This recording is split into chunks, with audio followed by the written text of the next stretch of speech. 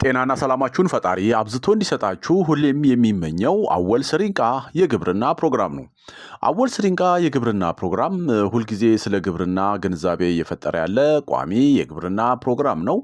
አወል ስሪንቃ የግብርና ፕሮግራም ዛሬ የመጣሁት በርካታ ተከታታዮች ስለ ቦር ፍየል የጠየቁት ጥያቄ አለ። ዝርያውን የት ነው የምናገኘው? ዝርያውንስ ለማርባት ብንፈልግ ምን ላይ ትኩረት ማድረግ አለብን? የመሳሰሉትን ጥያቄዎች በተደጋጋሚ እየተጠየቁ ስለሆነ ከዚህ በፊት የሰራኋቸው ስለ ቦር ፍየል የሰራሁት ቪዲዮዎች አሉ። እዛ ታገኛላችሁ በተጨማሪ ማለት ነው። ዛሬ ከየት እንደሚገኙና ከዛ ጋር ተያያዥ የሆኑ ከቦር ፍየል ዝርያ ባህሪ ጋር ተያይዞ መረጃ አልሰጣችሁ ነው ዛሬ ብቅ ያልኩት። የቦር ፍየሎችን ለማርባት ወይም ስራ ለመስራት በእነሱ ዝርያ ማለት ነው ዝርያዎቹን የት እናገኛለን? የቦር ፍየልን ለማርባት ከማሰባችን በፊት ስለ ዝርያው መረዳት የሚገባን ወሳኝ ነገሮች ምንድናቸው? የሚሉትን የሚመልስ ፕሮግራም ነው። የቦር ፍየሎች ከደቡብ አፍሪካ ወደ አገራችን የሚገቡት ከአገር በቀሉ የፍየል ዝርያዎች ጋር ለማዳቀል ወይም ለማራባት ሲሆን ይህም የስጋ ምርታማነትን፣ የእድገት መጠንን እና የገበያ ዋጋን ለማሻሻል በተለይም በደቡብ የሀገራችን አካባቢዎች በሰፊው ተሰራጭተዋል። የቦር ፍየል በፈጣን እድገት ከፍ ያለ ጥቅሞችን ቢሰጡም ከአካባቢው ፍየሎች ጋር ሲነጻጸሩ ቶሎ የመላመድ ችግር አለባቸው። የተሻለ የመኖ አቅርቦትና አያያዝ የሚጠይቁ መሆናቸው እንደ ተግዳሮት የሚጠቀሱ ናቸው። ከዚህ ባሻገር የቦር ፍየሎችን ከአካባቢው ዝርያዎች ጋር በማጣመር የሰውነት ክብደትን፣ የእድገትን መጠንና የስጋ ምርትን በመጨመር የገበሬዎችን ገቢ ማሳደግ ላይ ትልቅ አስተዋጽኦ ያበረክታሉ። የቦር ፍየሎች የተዳቀሉ የፍየሎች ኤፍ1 እና ኤፍ2 በአካባቢው ሁኔታዎች አሁን ኤፍ1 የምንለው ምንድነው? አሁን የቦር ፍየል የራሱ የሆነ ፐርሰንት አለው። ለምሳሌ 100% በኋላ መጣበታለሁ 100% ፒውር የሆነ የቦር ፍየል ማግኘት ከባድ ነው፣ አይቻልም ማለት ይቻላል። እና እሱን ግን ከሌላ አገር በቀል ፍየል ጋር ስናዳቅል የምናገኘው የመጀመሪያው ለማለት ነው ኤፍ1 ማለት ነው። ኤፍ2 ደግሞ የምንለው ደግሞ ከኤፍ1 የመጀመሪያ ካገኘ ነው በሁለተኛው ሲዝን ላይ የሚኖረው ፐርፎርማንስ ነው ኤፍ2 የምንለው ማለት ነው።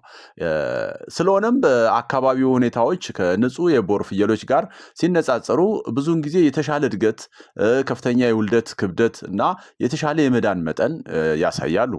እነዚህ የተዳቀሉት ማለት ነው። ምክንያቱም ቦር ፍየል እንዳልኳችሁ ፒውር የሆነው የማላመድ ችግር አለበት። ምክንያቱም የደቡብ አፍሪካኑ ዝርያው የሀገራችን ኢንቫይሮንመንት በተለወጠ ቁጥር ተጋላጭ ነው ለተለያዩ ችግሮች። በኋላ መጣበታለሁ።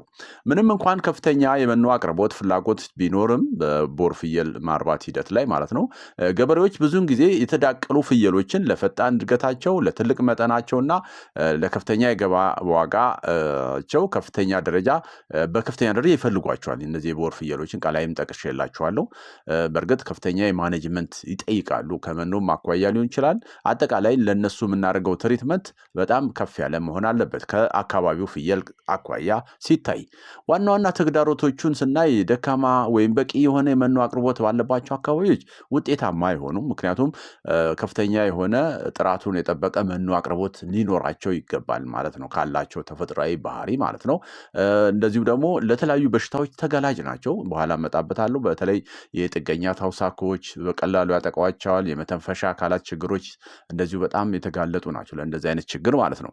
ሌላው ደካማ አያያዝ ስርዓት ባሉበት አካባቢ ወይም ወቅት ዝቅተኛ የመዳን መጠን፣ የመሞት እድላቸው ሰፊ ነው። አያያዝ ትሪትመንቶቹን ልንሰጣቸው የሚገባውን ትሪትመንት በቀነስን ቁጥር የሞት መጠናቸውን ከፍ እናደርጋለን እና እሱም አንዱ የሚጠቀስ ነው።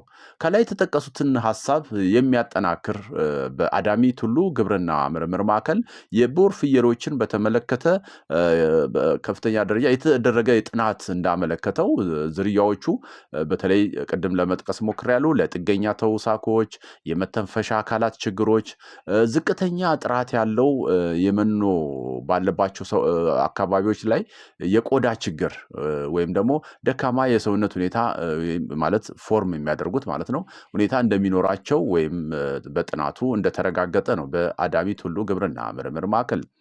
በሀገራችን የቦር ፍየል ዝርያ በብዛት የሚገኘው በምርምር ማዕከላት፣ በዩኒቨርሲቲዎች እና ጥቂት የግል እርባታ ጣቢያዎች ውስጥ ነው። እነዚህ ተቋማት ዝርያውን በማላመድና ከሀገር በቀል ዝርያዎች ጋር በማዳቀል ለገበሬዎችና ለባለሀብቶች ያሰራጫሉ። ዋና ዋና የሚገኙበትን ቦታዎችን ስናይ አንደኛው የመንግስት የግብርና ምርምር ማዕከላት ነው።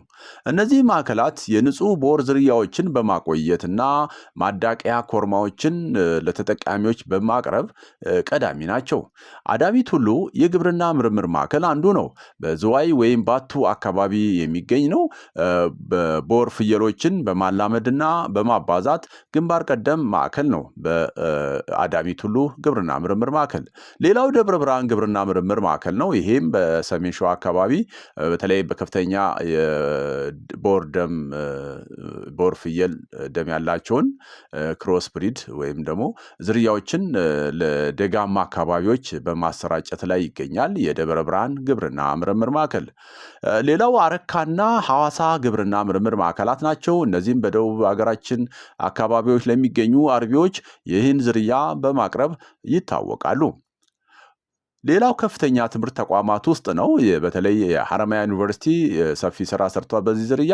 በዘርፉ ሰፊ ምርምር የሚያደርግና ለጥናትና ምርምር እንዲሁም ለአካባቢው ማህበረሰብ ዝርያዎችን የሚያቀርብ ተቋም ነው የሐረማያ ዩኒቨርሲቲ።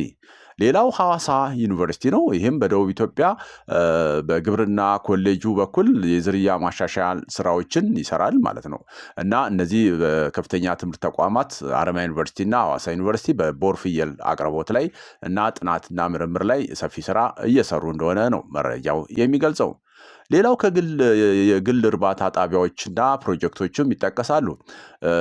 አዳማ አካባቢና ሸገር ዙሪያውን በቅርብ ጊዜ በግል ባለሀብቶች የሚመሩ የፍየል ማድለብና ማራባት ስራዎች በስፋት የተመሰረቱ ነው እና ለምሳሌ በገላንና ዶዶታ ወይም ደግሞ አርሲ አካባቢዎች የቦር ዝርያዎችን የሚያረቡ እርሻዎች ልማቶች እየተካሄዱ እንደሆነ መረጃው ይገልጻል። ሌላው ቴቦት ገበያ የሚባል በአዲስ አበባና አካባቢው ከሚንቀሳቀሱ የእንስሳት እርባታና ስርጭት ማዕከላትም አንዱ ነው በዚህ በቦር ፍየል ዝርያ ላይ ማለት ነው። ሌላው መንግስታዊ ያልሆኑ ድርጅቶች ናቸው እንደ ኤንጂኦ ማለት ነው። ለምሳሌ እንደ ፋርም አፍሪካ በተለያዩ የኢትዮጵያ ቆላማ አካባቢዎች ለምሳሌ ደቡብ ኦሞ አርብቶ አደሮች የቦር ዝርያን በመጠቀም ምርታማነታቸውን እንዲያሳድጉ ከፍ ያለ ድጋፍ እያደረገ እንደሆነ መረጃዎች ይገልጻሉ። ይህን ካልኩኝ ዝርያውን ስንገዛ ልናውቃቸው የሚገቡ ነጥቦችን ደግሞ ትንሽ እንትን ልበላችሁ። የደም መጠን ያው 100% ንጹህ ቦር ፍየል ወይም ፒውር ብሪድ ለማግኘት አስቸጋሪና ውድ ሊሆን ስለሚችል 50% ደም መጠን ያለው ወይም 75% ደም መጠን ያለው ቦር ፍየል የሆኑትን የኤፍ1 እና የኤፍ1 ወይም የኤፍ2 ክሮስን በመግዛት ለአካባቢው የአየር ንብረት ተስማሚ መሆናቸውን ትኩረት ልናደርግ ይገባል። ሌላው ከጤና አኳያ ያው ቦር ፍየሎችን ከሀገር በቀል ዝርያዎች ይልቅ ለበሽታ ቅድም ተጠቅሷል በተለይ ለሳምባ ምች ተጋላጭ ስለሆኑ የክትባት መረጃዎችን ማረጋገጥ ያስፈልጋል ማለት ነው። አብዛኛውን ጊዜ የምርምር ማዕከላት ዝርያውን የሚያሰራጩት በደብዳቤ ወይም በቅድሚያ ትዕዛዝ ስለሆነ ቀድሞ ማነጋገርም ይመከራል። አንዳንዴ እንደዚህ ማዳቀሉ ከጥያቄው በኋላ ማዳቀል ፕሮሰሱ ሊካሄድ ይችላል እና ይህንም ታሳቢ አድርጎ ቅድሚያ በምርምር ማዕከላትን ማነጋገር ያስፈልጋል ማለት ነው።